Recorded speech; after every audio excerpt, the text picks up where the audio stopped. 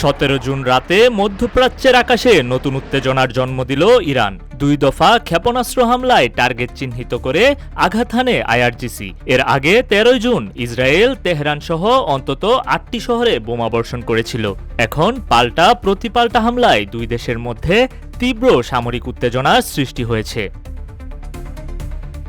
IRGC দাবি করছে তারা ফাতাহ ক্ষেপণাস্ত্রের মাধ্যমে ইসরায়েলের আকাশ প্রতিরক্ষা বলয় ভেঙে ফেলেছে।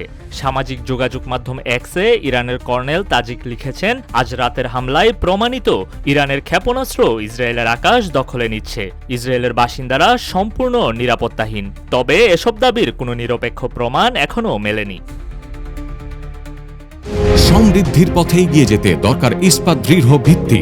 তাই স্থাপনার স্থায়িত্ব নিশ্চিত করুন সর্বোচ্চ মানের ZSRM ব্রডবার। ZSRM, bond to bond.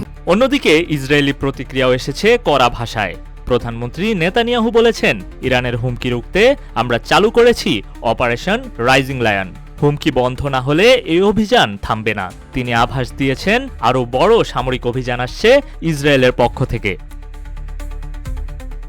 জবাবে তেহরান বলছে এই হামলা আত্মরক্ষামূলক, ইসরায়েলের আগ্রাসনের জবাব। তবে আন্তর্জাতিক মহলে প্রশ্ন উঠেছে, এই আকাশযুদ্ধ কি শুধু আঞ্চলিক প্রতিশোধ নাকি বড় ধরনের কৌশলগত সংঘাতের ইঙ্গিত? উভয় পক্ষই নিজেদের শক্তির দাবি করছে, কিন্তু বাস্তবে নিহত ও আহতের সংখ্যা বেড়েই চলেছে।